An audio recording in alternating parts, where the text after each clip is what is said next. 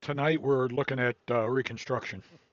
Father, we thank you for this time together and the work that Mark's done. We're looking forward, Lord, to how you're going to speak through him and help us, Lord, to have more discernment about how to approach people, how to exalt your name, how to promote this mission. We just pray for your peace and your anointing, and that we would catch some things that we can really take with us, Lord, to honor you and to be faithful in this work. We bless you and praise you for all that are here and for the work that you're going to do through us, Lord. Amen. Amen. Amen. All of us here in Tactical Civics know the mission is to glorify Jesus Christ and maintain our civilization by living like responsible adults, enforcing what we stipulate in our Constitution. Before I hand it over to you, Martin, I did forget a few slides up here.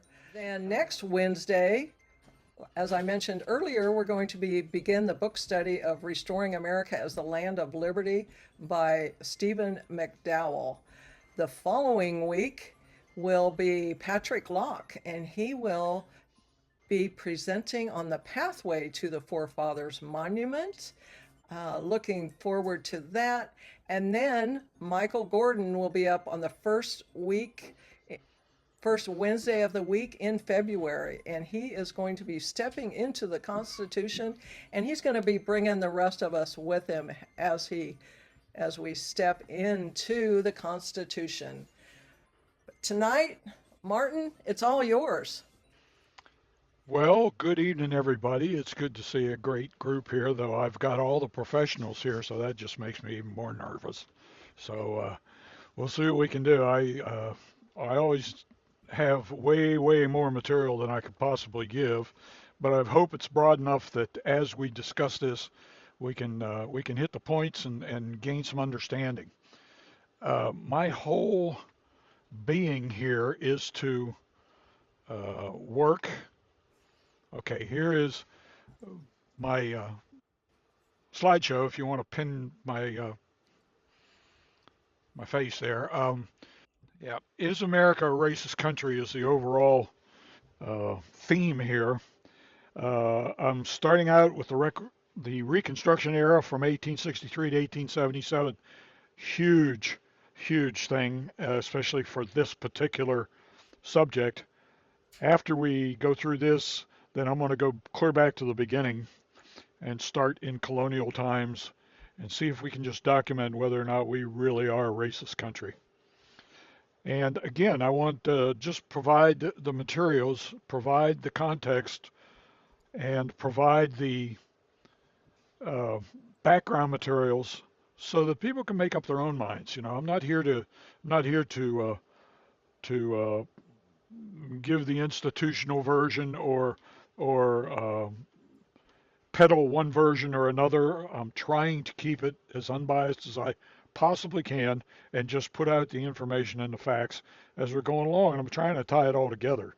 This subject area is so huge that it's hard to separate all the things that are going on simultaneously, but yet it's important to do that because a lot of these activities, a lot of these happenings did happen almost simultaneously, and therefore some affected others. And there's direct correlation to a lot of it. And once you understand that, and once we can explore all the different aspects of a certain time period, then I think we get a lot better understanding on why things happened the way they did, which is always a mystery when you just deal with it in isolation.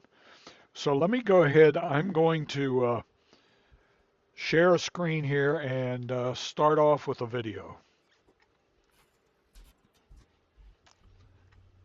As soon as I can get my thing back. Yeah, you should be good to go there, Martin. Yes, I just had to get back on the screen where I could get to share. Don't forget your sound, brother. Yeah, I'll try to remember that this time. There it is.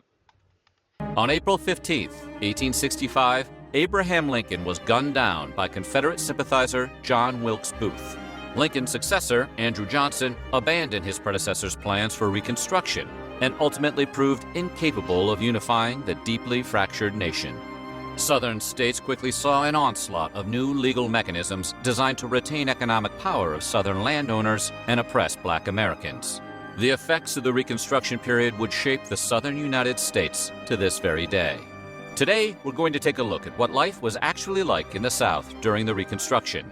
But before we get started, be sure to subscribe to the Weird History channel and let us know in the comments below what other Black American history topics you would like to hear about. Okay, so let's head back to a precarious time in American history.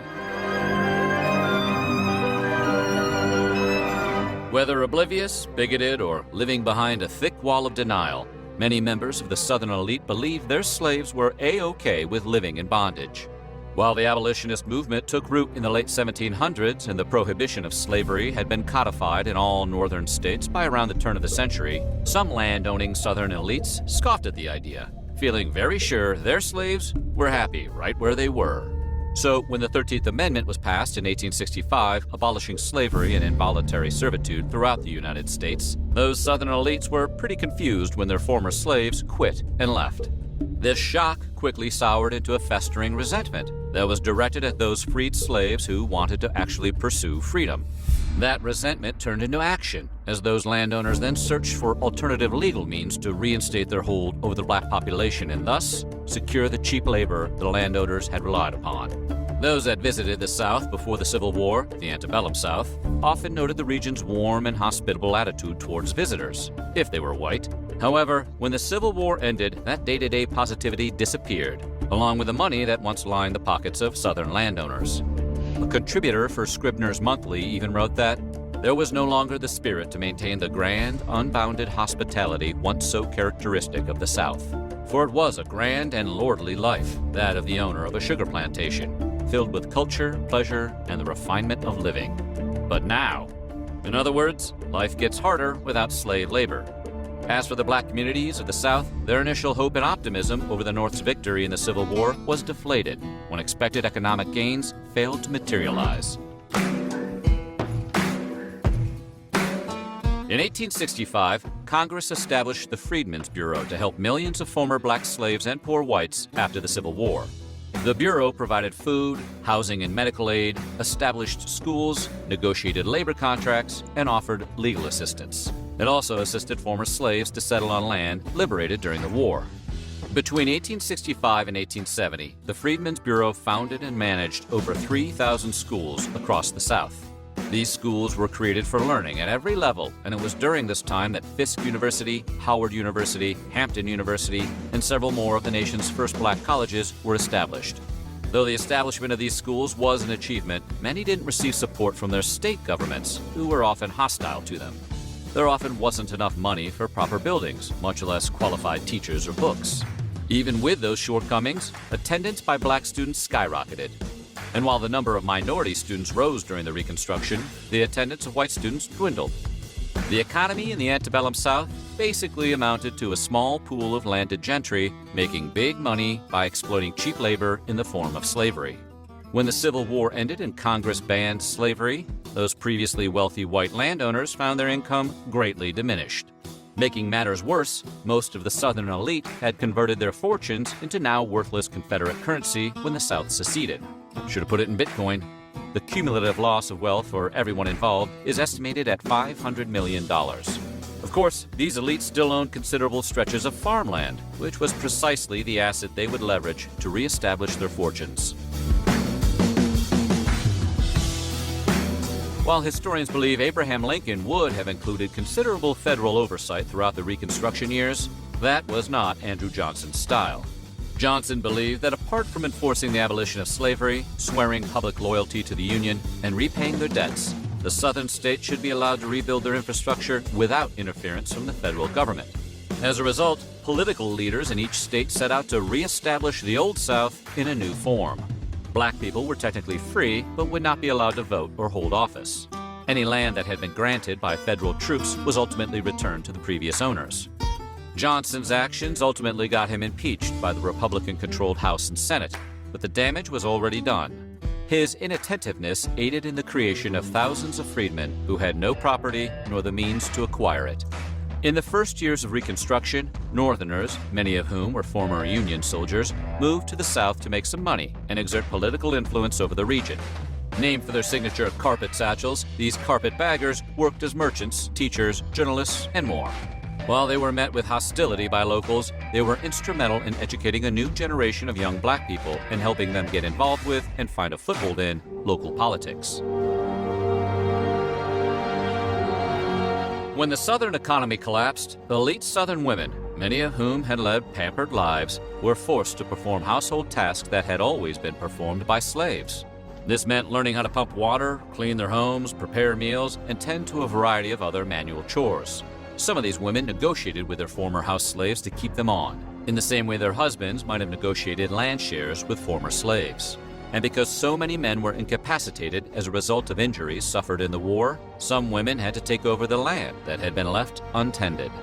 White Southern landowners were armed with thousands of acres of land and the tools to farm it, but they didn't have any money to pay people to work. Confederate cash was worth less than the paper it was printed on. Meanwhile, newly freed black Americans, many of whom had no skills beyond those they once performed as slaves, needed a means to earn a living. As a result, former slaveholders often struck a deal with their former slaves. The arrangement came to be called sharecropping.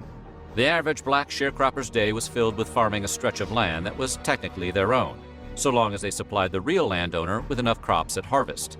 However, the tools they used were often rented on credit because they had no money. Since it was nearly impossible for these sharecroppers to feed their family and make enough money to pay back the landowner for the tools, a cycle of debt evolved that left black freemen economically dependent on Southern landowners. While some consider the Reconstruction a blazing trash fire, some good things did come from it. One of those things was that many black families who had been previously torn apart through slavery were finally able to be reunited. In the years after the war, former slaves found themselves with options that were once unthinkable. They had the opportunity to move out of slave quarters, build individual homes on their plots of land, marry one another, and, at least theoretically, raise families without fear of reprisal.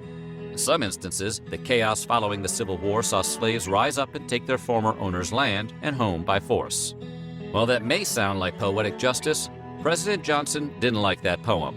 Amnesty for the defeated Southern landowners in exchange for allegiance to the Union, along with plain old politics, led Johnson to direct federal troops to step in and return the seized land to the ex-slave owners to whom it previously belonged.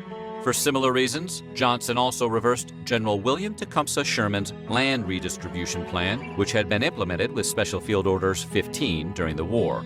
Later, various legislative efforts for land redistribution failed to gain necessary political support. Interests were torn between appeasement and reconciliation with the South and radical Republican desire to dismantle the plantation system. As a result, most slaves were left with little opportunity to own land in the South, compelled either into a life of sharecropping or to relocate to greater opportunity, but equipped with few skills or resources to do so. While black Southerners were now technically free under federal law, the reality on the ground was starkly different. States like Mississippi passed regulations that compelled black people to get written evidence of employment every single January. Those black people found to be working without such a contract, or any who chose to leave their property before their contract was out, would forfeit any previous earnings and open themselves up to arrest. The net effect was that a lot of black sharecroppers found that their day-to-day existence looked a lot like their days as slaves. They were still working the same land, and they were effectively incapable of leaving. Free blacks who wanted to find work in non-farming arenas were faced with a few problems. They had limited financial resources and had skills primarily related to agricultural work. Plus, their local governments worked diligently to make sure change was not easy for them. For example, during Reconstruction in South Carolina, the legislature passed a law that mandated blacks who took work as anything other than a farmer or servant would be subject to a tax of up to $100 a year. This meant black people who moved to Charleston seeking an administrative or clerical position, or who endeavored to become an artist or craftsman, found their ambitions saddled with a formidable economic burden. Several states throughout the South passed laws that made it legal for black people to serve out prison terms by working on plantations. So, any black artisans unable to pay their taxes Any former slaves arrested and convicted of vagrancy, or any sharecropper unable to pay their rent, could be arrested and sentenced to work on a plantation. This looks familiar. Didn't we just fight a war to end that? For those Southerners who did not own land, the end of the war saw no immediate change to their daily life. But that wouldn't last too long. Crops from free black farmers that entered the market increased competition, creating downward pressure on prices. This impacted the lives of poor white Southern farmers. The competition between these groups, both struggling for survival, created resentment between blacks and poor whites. So what do you think? What went right and what went wrong with Reconstruction? Let us know in the comments below, and while you're at it, check out some of these other videos from our weird history. All right. So a couple of points I wanted to make there. The first one is that the law for vagrancy, there were certain areas, there were certain sheriffs in certain towns that were paying $5 a head for people that brought to them that they could arrest for vagrancy. So all the things they did to stack the chips against the ex-slaves and keep them right where they were supposed to be. Another point I wanted to make, and just a second, Don, I see your hand.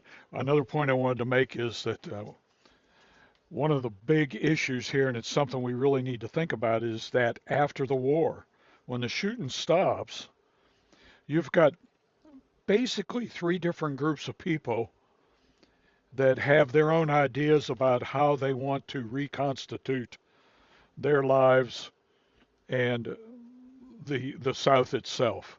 You've got the Northerners who really want to go down to the South and implement free markets and free wages and free work and get a middle class going, because they were all aware of that, and they thought that they could get down there and get industry working and create jobs and make craftsmen out of these people and educate them. There was a big mission of teachers and support to get down there and educate the people. So the Northerners had one view of what they want the South to be afterwards. The Southerners had another view. The white Southerners had another view. And they basically wanted to keep the system they have. And the plantation system is antithetical to an industrial system. And so these two concepts are fighting each other from the very beginning. And then you had the African Americans. You had the ex-slaves who had been for generations dreaming and planning and plotting for freedom. And they had a different view of what freedom really meant to them. And that frequently clashed with what the Southerners and the Northerners wanted for them and caused a lot of tension. And we can explore that more later. Go ahead, Don. It did mention there was a whole bunch of blacks that went into the legislature. They went into government. When exactly did that happen, and how was that possible when the whites were not even allowing them in some areas to vote or, own land or any of that kind of stuff? Initially, you're right. They did not allow that. Initially, they fought against that. It happened in 1868, and that's part of the story of the amendments. And that's really the main reason why we had three different amendments added to the Constitution. The 13th Amendment, which was the first one, was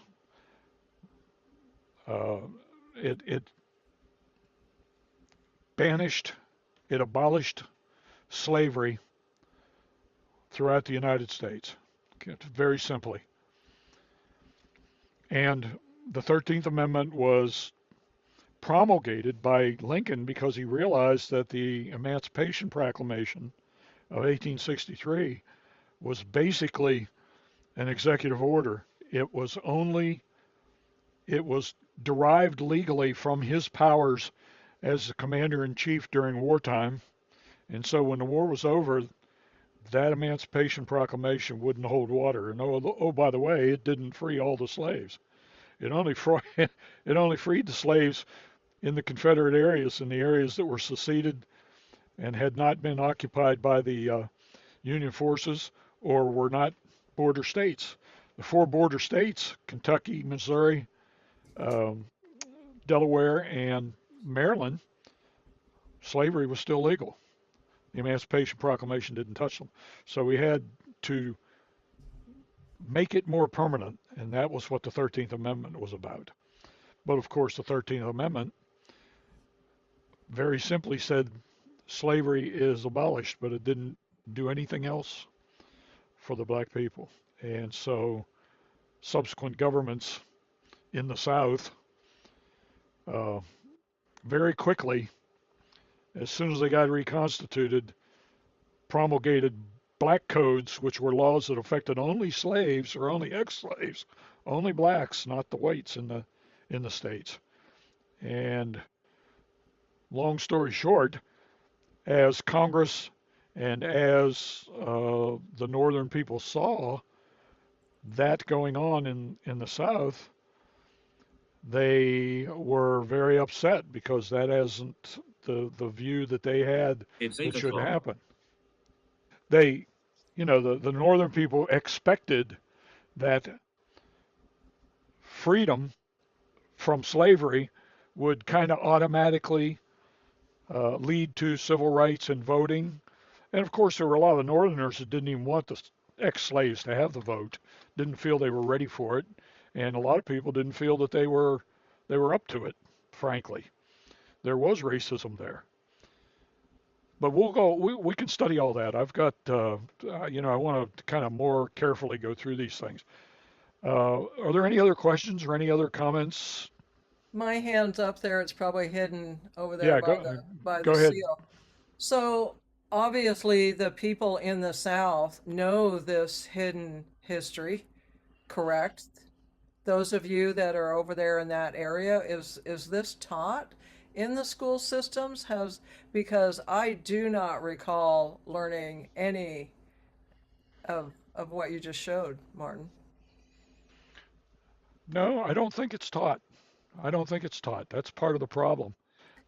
I Even did, even in that area, you don't think it's yes, taught. no. Okay. What's taught in the South is that states' rights were totally violated and the tyrannical uh, Union government came in and enforced all these rules and laws and made everything worse. Probably no more true than what the Northerners were taught at the same time, you know what I'm saying? So the only other thing I wanted to mention right here is that I think the biggest issue in the failure of Reconstruction to really provide uh, equality in all ways and shapes and forms, other than just what people had been taught, both North and South, was the fact that when Lincoln was assassinated, his vice president was a Southern Democrat from Tennessee who was the only senator who refused to give up his seat and go with his seceding state. In other words, he remained loyal to the Union, but he was still a Southern Democrat. And when Johnson got in the chair, he voiced one story and then turned around and did basically the exact opposite. And what the upshot of it was that Johnson basically pardoned all the officials, all the ex-Confederate military. And so when the the state governments got reconstituted under his regime, under the presidential Reconstruction, which uh, affirmed all that, all these ex-Confederates and uh, former civil servants in the Confederacy got elected to the state positions to the point that several ex-Confederate generals were elected governor, and the vice president of the Confederacy, Alexander Stephens, was elected as a senator from Georgia. And all this crazy pushback if you're a Northern veteran, you're sitting there thinking, wait a minute, why did I go out and get shot at so that these guys could reconstitute a state government? This is not right. And so there's a great story about how Johnson, Andrew Johnson, got sideways with everybody and ended up being impeached, and he was acquitted by one vote. But between all his presidential Reconstruction miscues and the fact that he broke tradition in 1867 and in 1868 and actually went on the campaign trail and did a series of speeches all around the North, which was a disaster. And basically, he did things like blaming uh, the riots that were going on, blaming the deaths of blacks by whites in the South. He blamed it on the Republicans and the Republican uh, propaganda, Republican speeches. You know, kind of like what's happening today. Only, it's history repeating itself. But he turned off so many people in the North that the elections of 1868 were so lopsided uh, that the Republicans held a supermajority in both the House and the Senate, which allowed them to override every single veto that Johnson made. And Johnson made everything veto. He vetoed everything in the next year. So it's a great story, and I would like to go through that piece by piece here. But I want to answer the questions first. Johnny B. or Aaron, go ahead. Hey guys, I'm not sure if we had this conversation before or not, Martin, but are you aware of any of the communities of the southern states sending teachers or teachers leaving the South to go north to educate the black slaves and Indian children, opening education up to these children of the slaves and stuff from the North? Because I've heard there was great controversy in there. I believe it was pre-Civil War, but I could be wrong. Well, there weren't any slaves in the North to speak of back then. So I'm not real sure about the time period you're talking about. I have to get in my notes and see if I dig that up. There was one lady that Okay. had a school. They had ransacked the school twice, and the third time they ransacked it, they burned it to the ground, stripped her naked in the middle of the street, and tarred and feathered her. And that was her last attempt. But I'll have to dig that up. Okay. John, go ahead. It was Maryland. Yeah, just a quick question. It seems to me that regardless of whether the slaves were black people or white people, and I guess they were predominantly black in the South, but this No, sin. they were all black in the South. Okay, so but this sin, it seems to me, would be more accurately called classism. You know, we Southern, plantation owners have these things, and we need people like you to work them for us. And so we're going to not allow you to climb the economic ladder. So it's more. I just I'm not comfortable calling that racism. Well, it was racism because they weren't hiring whites and they weren't propounding laws against poor whites to keep them on the land. It was all against blacks. My point is, had there been any white slaves, they would have oppressed them just as much, or Hispanic slaves. Except there were none because they only considered blacks as subhuman and slave material. Okay. Yeah. By the time of the 1830s or 40s, there weren't any other slaves in the United States except for black slaves. Okay. Yeah. The slavery from Africa was ancient, and they had built their entire economic, or a good part of their economic GDP, on selling each other back and forth. And that's history. That's true. That's true. And the Muslims were involved heavily in the slave trade, both then and up to the present. Saudi Arabia never banned slavery till 1962. Hmm. David, go ahead. Yes. Those teachers that went from the south to the north, they taught both blacks and whites. The freed blacks, okay, they were ready for education. Mm-hmm. And the poor whites were also in the big cities, especially because the big cities weren't helping neither the blacks nor the poor whites. Yeah. So these teachers moved north to educate them. Yeah. And Many of them. yes, many of them. And, you know, when Vanderbilt built his university, it was more to train whites to work in the industries in the north. Mm-hmm. And that's where that university came from. But the black colleges, wow,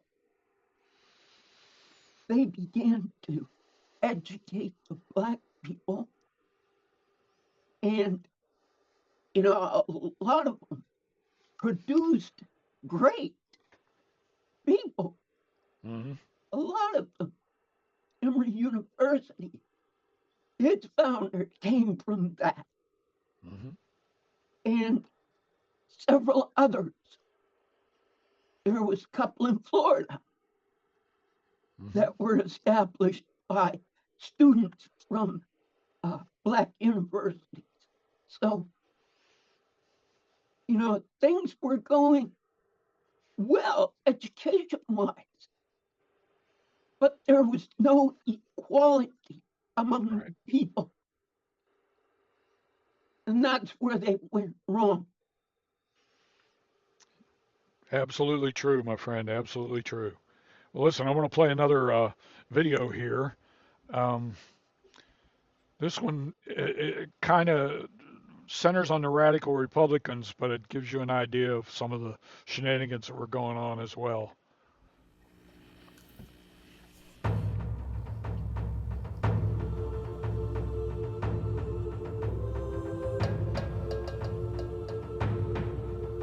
Since the end of the war, black political conventions had been taking place across the South. The central issue was black suffrage.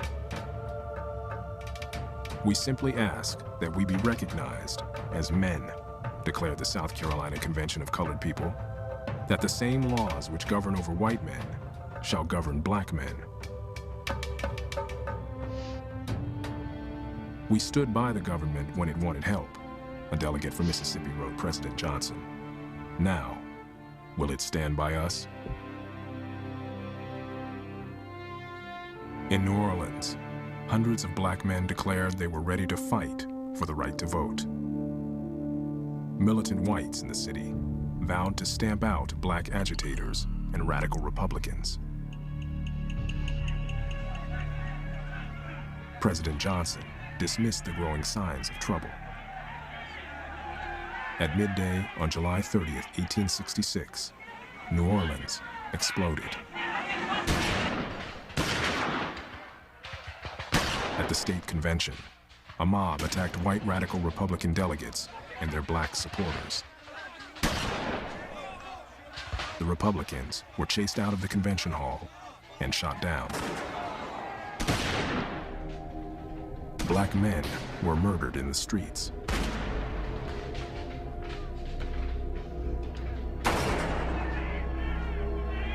By the time federal troops restored order, 34 blacks and 3 white radicals had been killed.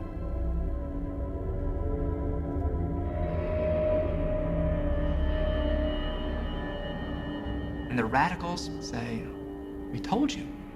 We told you that unless you stamp out this serpent of white power in the South, unless you kill it, going to rise up again.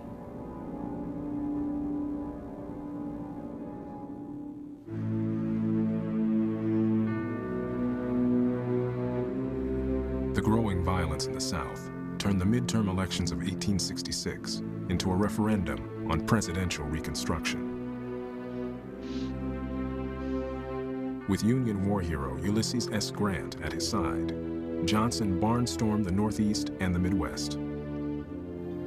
Dubbed the Swing Around the Circle, the speaking tour was an unprecedented effort to sell his policies to Northern voters. It was a disaster. At the podium, the president traded insults with hostile crowds and blamed the slaughter in New Orleans on Congress. He called the leadership of the Republican Party traitors. He even referred to himself as a Jesus figure being crucified on the cross of radical Reconstruction, which to many Northerners was just a kind of pathetic political rhetoric. Many Northerners felt that black people should receive only minimal constitutional protections. And it is the South's intransigence and the policy that President Johnson pursues by encouraging the South to reconstitute itself that drives many Northerners away from his position. The Atlantic Monthly called the president egotistic to the point of mental disease, insincere as well as stubborn, cunning as well as unreasonable, vain as well as ill-tempered.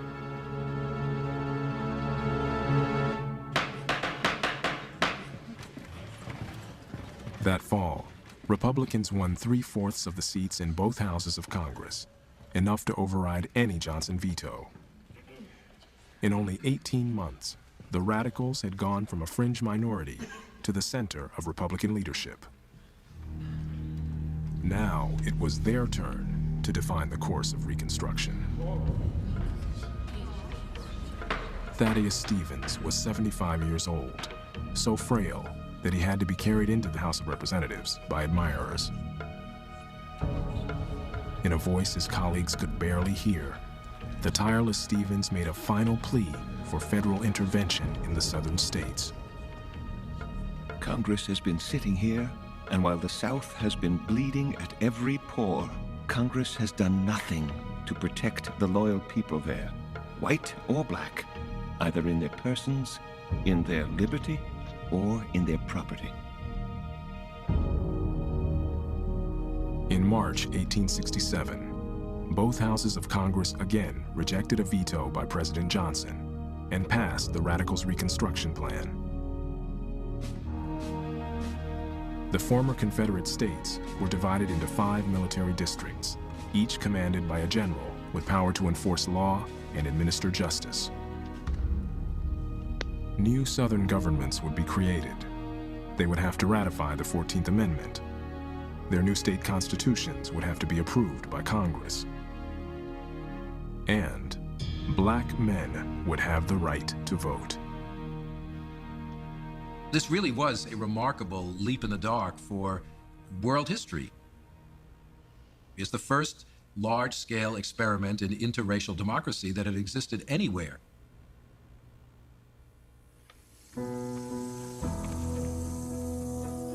When Tunis Campbell learned of the Radicals' bold plan, he immediately decided to run for office. Marshall Twitchell also went into politics. As a delegate to Louisiana's Constitutional Convention, it was like nothing he'd ever seen. More than half the delegates were black.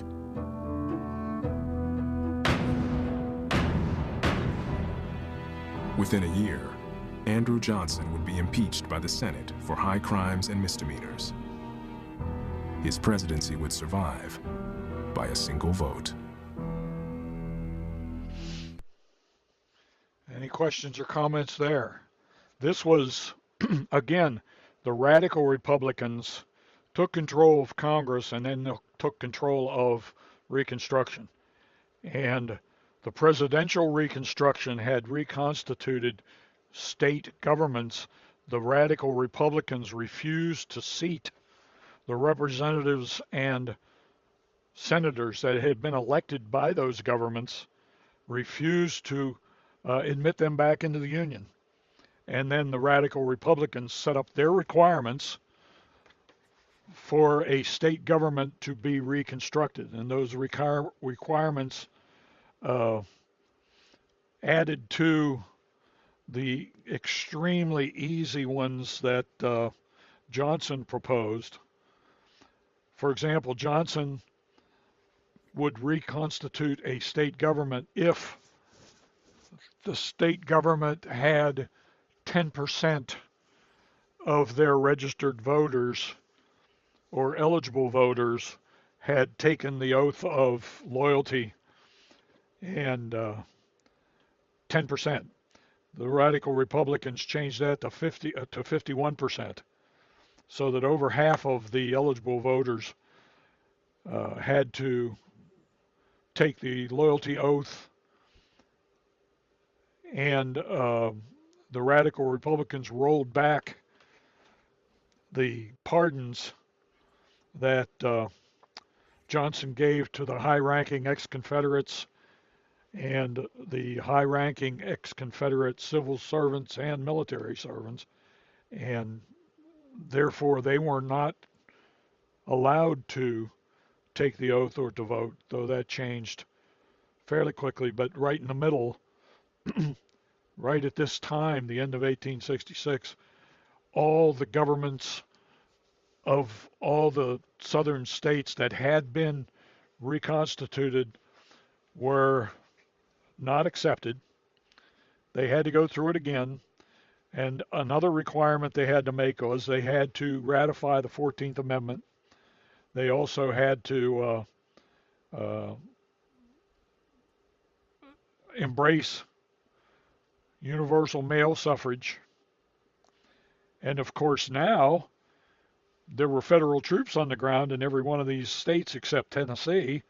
So the federal troops could reinforce that. And they had to, each state also had to set up a constitutional convention, rewrite their state constitution to the satisfaction of Congress, and promulgate all these requirements. So that is how, in 1866 and 1867, the blacks started to organize and started to take some steps to assume leadership and to assume their equal status as voters.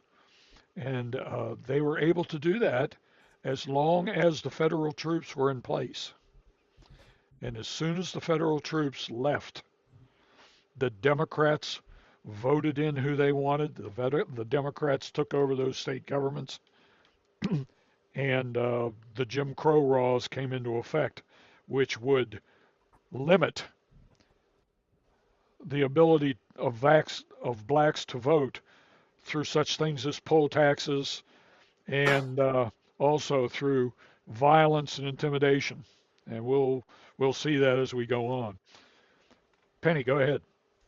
So after the Reconstruction and the states went in and started rewriting those, were they already at the point of removing the militias right after the Reconstruction period? Do you know? Were they already, trying to push them out? Who, the militias? Well, the state constitutions. Were the state constitutions being rewritten then to already to start pushing out the militia and bringing in other types of military? No, they were all still using militia. There were black militia units, there were white militia units, and eventually they actually got in wars with each other. The blacks didn't do as well because there weren't as many of them, unfortunately. But no, militia was a big part of it both ways. And then, of course, the militia turned into the KKK and the White Knights and all that. So we're all the same people, you know? Go ahead, John. I realize this is a topic you don't want to get into in too much depth, but just quickly, do you give any credence to the notion that the 14th Amendment was never properly ratified? No, it was properly ratified. It was ratified under duress, if you believe it. You know, the southern states couldn't be reconstituted unless they ratified it. So they ratified it and then they ignored it as much as they possibly could. But it was ratified. It went through the constitutional process. Okay. Go ahead, David. I think the 14th Amendment is totally anti-constitutional because the now central government was refusing the sovereignty of the states. Well, you certainly had a lot of conflict between states' rights and what was going on. That's for definitely sure. Yeah, I agree with that. And I also agree that the 14th Amendment was very poorly written Yes. and left a lot of holes, and we're still paying for it, frankly. But it also it advanced in its stumbling way the case for equality for all people. Right. In the case, you know, in this case, for voting for enfranchisement, and we're still building on that, even if it is vague and broad and crazy. And something else, though, with a little bit of wisdom, is to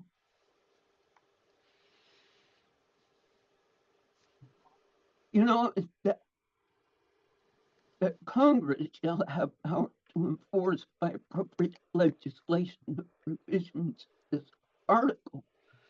But it says somewhere also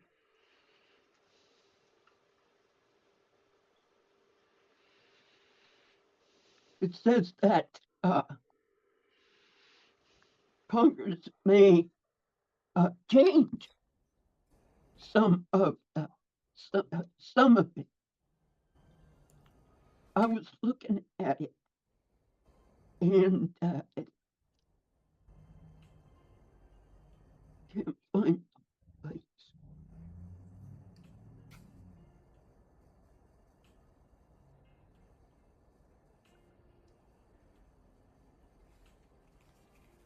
Penny, go ahead. I see your hands up. Well, you said that the 14th Amendment had all kinds of holes in it. Is that too deep of a hole to mention? I've got it here, and I'm just kind of briefly, like, what kind of holes? Well, we are discussing one of them today, and that has to do with uh, the provision for anyone born in the United States being automatically a citizen, and then the birthright citizenship. The way it is written can be interpreted in different ways, and it has been interpreted so broadly that you can use that citizenship to bring in the rest of your family, and that really isn't what they intended. So, you know, we're still fighting the vagueness of that amendment. Yeah, go ahead, Dave. I found it. Okay. It's at the end of section 3. It says, but Congress may have a vote of 2/3 of each house by a vote of 2/3 of each house remove such disability. That's interesting. Yeah. That's interesting. Well, we have some real dichotomies in that particular area. I wanted to mention something too. You know, they mentioned that Grant was standing by Andrew Johnson's side during the big circle. Not exactly true. He was ordered by Johnson, and he was the commander in chief of the army at the time. He was ordered by Johnson to go with him. He went with him for about 3 stops, if I'm not mistaken. And then he pleaded duty and left and went back to D.C. He refused to go around the circle with him. He was so disgusted with what was going on. I wanted to mention that. before we go on, instead of getting into a lot of deep timelines, which eventually I want to go through the timelines from basically from 1863 on up through Reconstruction. I think we'll do that next week. I want to play these other videos that I still have. And while you're bringing that up, I have, let's see, Don wrote, we could have used some of the wisdom of our founding fathers to help in the writing of 13, 14, and the 15th Amendments, right? Yes, we could. We could. And every one of them are responsive to issues at the time. On the other hand, one can argue that we only had to deal with those issues at hand because our founding fathers kicked the can down the road when they did the Constitution, because they had to make compromises with the Deep South colonies in order to get it passed in the first place. So whether it's wisdom or whether it's just something you had to do to get things done, I think it happened in both eras. Now, as a rejoinder, if you will, toward the racist view, the elitist view that blacks weren't capable of performing, let me play this video. You're going to love it. If I can figure out how, there we go.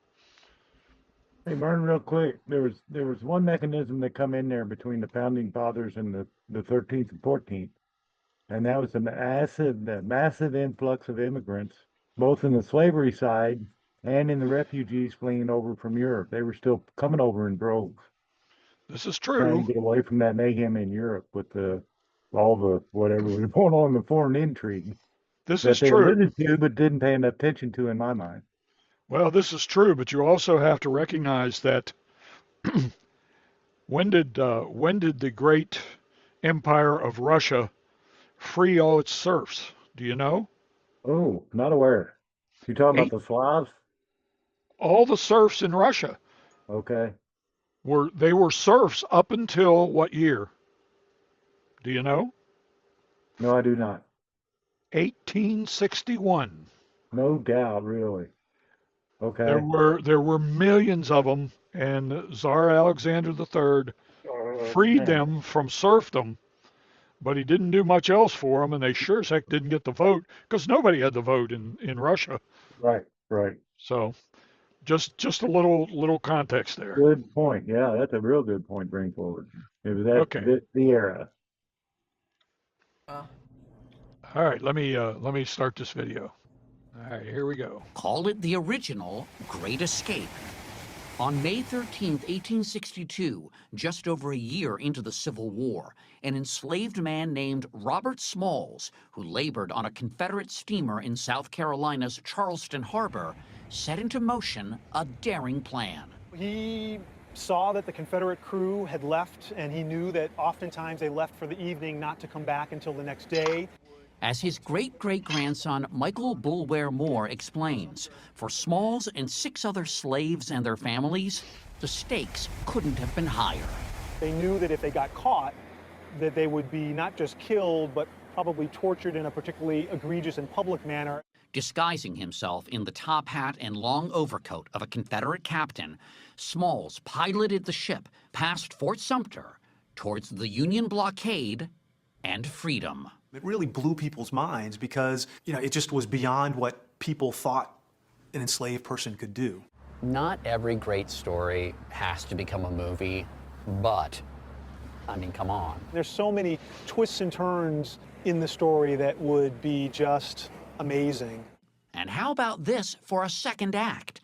After returning home to Beaufort, South Carolina, Robert Smalls was elected to the U.S. House of Representatives, one of more than a dozen African Americans to serve in Congress during the period known as Reconstruction, when the formerly rebel states were reabsorbed into the Union and 4 million newly freed African Americans were made citizens. It was a time of unparalleled hope. Harvard professor Henry Louis Gates has produced a new documentary about Reconstruction, airing this month on PBS.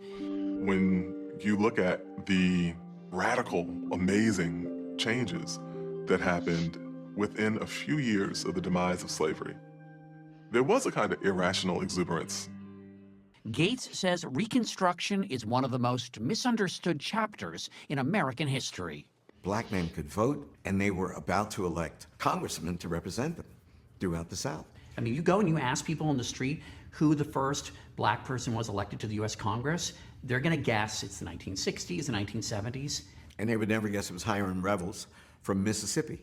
Hiram Rhodes Revels was born free and served as a chaplain to black regiments during the Civil War. On February 25, 1870, he was sworn in as a senator from Mississippi, an office once held by Jefferson Davis, who left the Senate to become president of the Confederacy. Is this a big national moment? Oh, it's a historic moment, and it's memorialized in the famous Currier and Ives lithograph that shows the first senator and members of the House of Representatives who were African Americans. The famed printing house created this lithograph featuring the African American members of Congress, all of them Southerners, all of them Republicans, in 1872. Wow, look at that. Harvard University's Houghton Library houses one of the few known copies. When Frederick Douglass saw the portrait of Hiram Revels, he said, at last the black man is represented something other than a monkey. So some of these men, 7 years before, are slaves. That's right, absolutely. There were only 2 of these men who were born free. It's the first time in this country, or really anywhere, that an interracial democracy was created. Columbia University historian Eric Foner estimates that about 2,000 African Americans held some kind of public office during Reconstruction. We tend to think of slaves as ignorant or unsophisticated, but they had been living in American society for their whole lives, and their parents had too. The slave trade from Africa had ended long before. These people were Americans, and they wanted the same rights, the same opportunities as free white people had. How gutsy was it for these guys not just to try to be elected, but to get seated and to actually demand equality? Lawrence Otis Graham wrote a book about Mississippi Senator Blanche K. Bruce, who was born a slave in Virginia before becoming a successful plantation owner in Mississippi. Bruce and his wife Josephine were one of the wealthiest African-American couples in America and lived in this townhouse in an integrated Washington, D.C. neighborhood. This is not someone who was in over their head. This was someone who, despite all of the odds against him, succeeded enormously. The year he's seated in the Senate, 1875, is the apex of black representation during Reconstruction. 7 House members and 1 senator. So that's the high point. Yeah, no, it is. And so, but he doesn't get to enjoy that high point very long with his colleagues. When neither candidate in the 1876 presidential election secured enough votes in the Electoral College to be declared winner, a deal was struck. Southern Democrats agreed to back Republican candidate Rutherford B. Hayes. In exchange, the federal troops who had protected black voters were withdrawn from the South. Black voting rights were gradually stripped away, and black representation in Congress faded. Reconstruction was over, and the Jim Crow era of segregation began. For most of the 20th century, Reconstruction was portrayed as a failure. This is how the South Carolina state legislature was depicted in D.W. Griffith's 1915 The Birth of a Nation. That movie, which cast the Ku Klux Klan as heroes, was a sensation with white audiences. President Woodrow Wilson even hosted a screening at the White House. And most schools taught Reconstruction as a misadventure at best. That's what I was taught in high school in the 1950s. Reconstruction was the worst period in American history. It was a travesty of democracy. Black people misused the right to vote, were not capable of serving in public office. That was what was taught everywhere. For a young Henry Louis Gates, this was particularly painful. And the few black kids in my class would put the textbook up over our face and slink down in our chairs because it was all so embarrassing. But over the last 25 years, Reconstruction in some schools has been given a much fuller treatment. As soon as African Americans have the right to vote, they become a majority in several southern states. And in 2017, the Reconstruction-era National Monument was established in Robert Small's hometown of Beaufort, South Carolina. Just down the road, you can see the house he lived in as a free man and the church he attended. Alongside it is a bust of Smalls, the only known statue in the South of any of the pioneering black congressmen of Reconstruction. They were no different than other congressmen. They weren't all great geniuses, and they weren't rabble like you saw in Birth of a Nation. Well, I think the black congressmen are worth studying, not only in their own right, but as symbols of a very big effort in our history to make this an interracial democracy. You have a UTI at 30,000 feet. So that Currier and Ives, I collect them. I do not have that one. Don't have that one? I There's only don't. about 6 of them around, I I was think. going to say it's probably pretty rare Yep, and highly coveted. most definitely. And let me add a couple of little incidents. Woodrow Wilson was from Virginia. He had a viewing of that movie with the Ku Klux Klan as the heroes in the White House. Woodrow Wilson also segregated the federal government. Robert Smalls, after he was a congressman, he worked in the federal government. He was a postmaster. He was in customs, and he lost his job when Woodrow Wilson segregated the federal government in 1915. So he was still working for the government back then. I think what I want to do, it's 8:45. If we don't have any more questions, I want to run this last video because it ties it back to the amendments, and the amendments as becoming part of our Constitution, and therefore working it back to our tactical civics mission. I mean, I like to provide context, I like to provide history, but it's only in view of understanding more the importance of our mission and how we got where we were. So here we go with the last video. I love your focus, brother. That's a mighty nice focus. Well, thank you, sir. As the American Civil War came to an end in April of 1865, it was clear that radical changes needed to be made to the U.S. Constitution. The primary changes that needed to be made concerned the issue of slavery and trying to guarantee civil rights and liberties to former enslaved African Americans. In 1862, during the Civil War, President Abraham Lincoln had issued the Emancipation Proclamation, which was an executive order freeing all enslaved people in southern states as a military measure to weaken the Confederate cause. However, as the war was drawing to an end, Lincoln recognized that an amendment to the Constitution would be really the only method of ensuring that slavery would be abolished in the United States forever.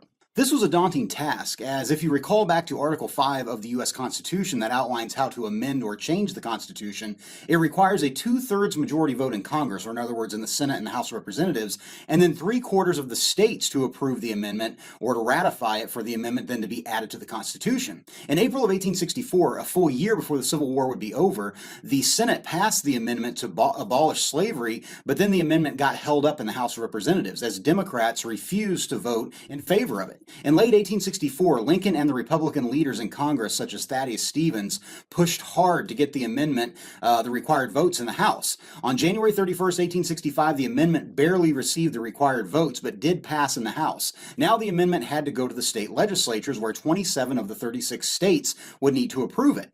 In the meantime, the Civil War came to an end, and of course, President Lincoln was assassinated in April of 1865. But on December 6th of 1865, the 13th Amendment was officially ratified, abolishing abolishing slavery. As former Confederate states were added back into the Union, it became very clear that many of these states were passing what were called black codes, or laws that heavily discriminated against African Americans, and many of these laws sought to basically keep former enslaved people in a state of slavery. In order to permanently correct these practices, Thaddeus Stevens and the leaders of the radical Republicans in Congress introduced an amendment that would seek to protect the civil liberties of all Americans. By June of 1866, the 14th Amendment passed both houses of Congress with the required majority votes, and then went to the states for approval. Congress then added the stipulation that former Confederate states had to ratify or approve the 13th and 14th Amendments as conditions of rejoining the Union. President Andrew Johnson and Southern states voiced their disapproval of the amendment, but nonetheless, on July 9, 1868, Louisiana and South Carolina became the last two states needed to ratify the 14th Amendment. The 14th Amendment declared that anyone born in the United States, regardless of their racial background, was automatically a citizen of the United States and the state that they resided in. However, the amendment did exclude Native Americans and those of Asian descent. This amendment completely overthrew the Supreme Court's controversial ruling in the Dred Scott case. The amendment also said that no state could deny the rights of a citizen, so states could not deny any citizen the right to vote. The amendment went further by stating the federal government had the authority to take away a state's representation in Congress if it was found that they were denying citizens, especially former enslaved African Americans, their rights. Now, lastly, the 15th Amendment, which guaranteed the right to vote for all male citizens, regardless of their race or background. At the time, there was still some northern states where African Americans were denied the right to vote. The amendment was passed in Congress in February of 1869, and then went to be ratified by the required number of states, and by February of 1870, the 15th Amendment was ratified by the states. The amendment was celebrated as it opened the door for African American involvement in government. Later in 1870, Hiram Rhodes Revels of Mississippi became the first African American member of Congress when he was elected to the U.S. Senate. Although the amendment was celebrated, there were several loopholes or problems with the 15th Amendment. Many southern states began to place other requirements on voting, such as passing a literacy test or paying a fee, or what they called a poll tax, in order to vote, among many other strategies. And these again were efforts to deny African Americans their rights. Unfortunately, these practices would last almost 100 years, as it wouldn't be until the passage of the Civil Rights Act in 1965 that the U.S. government took action against these discriminatory laws. Furthermore, the 15th Amendment completely ignored the rights of women to vote. Rights were only guaranteed to men, and it wouldn't be until 1920, with the passage of the 19th Amendment, that women would finally receive the right to vote. Although not perfect, the 13th, 14th, and 15th Amendments all took great strides in correcting evils that had been allowed to exist in our nation. And although there are still problems to this day, these amendments were very important steps towards giving equal rights to all Americans. So with that, hopefully you learned something, and thanks for watching. Well, I learned something. I have never heard the Emancipation Proclamation called an executive order. Well, that's exactly what it was. Let me say something about that too. Just as the Emancipation Proclamation, all three of the amendments, the 13th is an example of the Emancipation Proclamation, but all the amendments, the 14th and the 15th as well, each amendment and each effort to pass and ratify each amendment was precursors, had congressional, or in the case of the Emancipation Proclamation, executive rules and legislation preceding them. The Emancipation Proclamation preceded the 13th Amendment. There were 4 Reconstruction Acts that preceded the 14th Amendment. And there was a Civil Rights Act that preceded the 15th Amendment. So you can look on the whole Reconstruction as Congress. Well, the president, Lincoln, acted on the Emancipation Proclamation, acted on a war footing, and he did it really to effect more efficiently the war. He didn't do it before 1862. He didn't do it in 1861 because he did not want to alienate the border states. And also, all through 1861, as the Union armies advanced into areas, they upset the balance, and basically the slaves were taking action and freeing themselves by coming to the Union and to the Union lines and the Union Army. In 1862, that accelerated for the first several months with uh, Grant going up the rivers and invading into Tennessee, clear down to where they had the Battle of Shiloh, which is almost into Mississippi. Corinth, Mississippi, is just across the border in northern Mississippi, and it's only 20 miles south of Shiloh. So a great amount of Tennessee, a great amount of Louisiana, because New Orleans had been taken over in April of 1862. All those intensely rich sugar plantations and rice plantations down in the Mississippi Delta, full of slaves, had been occupied by the U.S. And as soon as the troops show up, all the slaves leave their plantations, or a good many of them, and flee to the Union forces.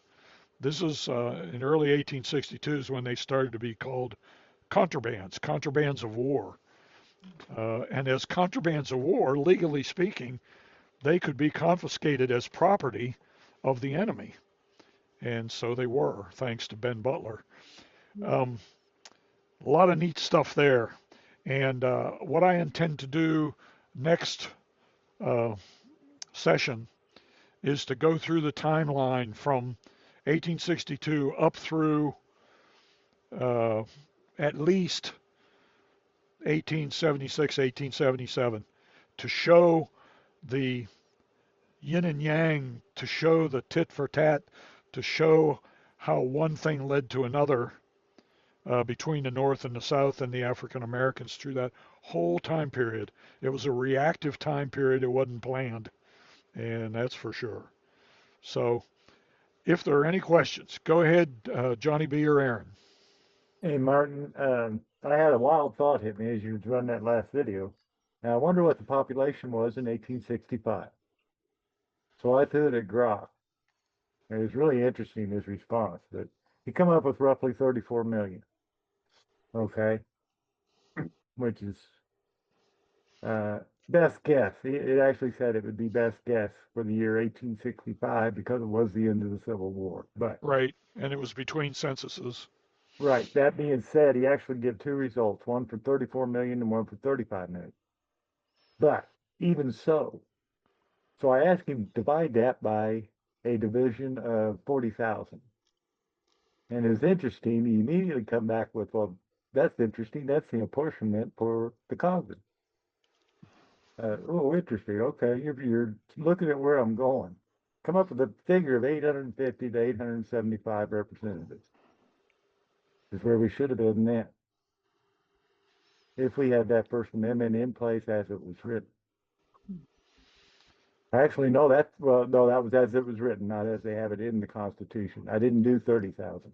Did you add the 3/5 of the population of the slaves? I think it factored in everything. I'm not real sure because it mentioned that there was 3.95 million enslaved individuals in 1860. Right.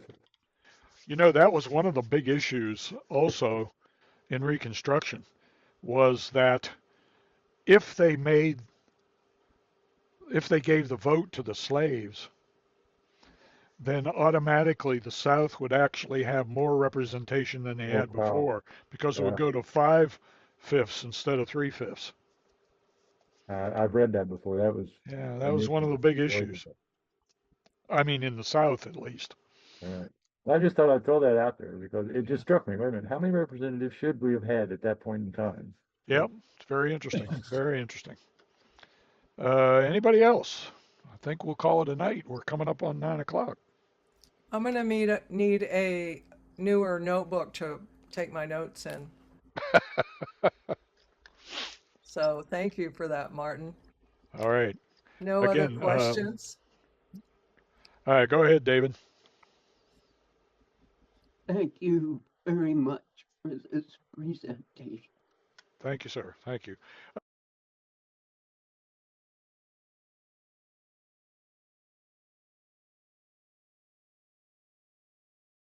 Thank you, Father God, for being with us tonight, and we It's just 9 praise o'clock. you and thank you for what we have learned here. Father God, go with us as we go about our work and our mission with Tactical Civics. Give us, as earlier said, the discernment to make the right paths that you have already laid before us, and let the results be yours. God, thank you for all of this family of Tactical Civics. God bless them all, protect them, and let's look forward to another visit again with one another in every opportunity we have to talk with each other on Zoom. Praise you, Father, for your love, for your goodness. And we just thank you that we know you as Savior and that we are learning the truth about our history. In Jesus' name, amen. Amen. Amen. Thanks. Thank you, Marty.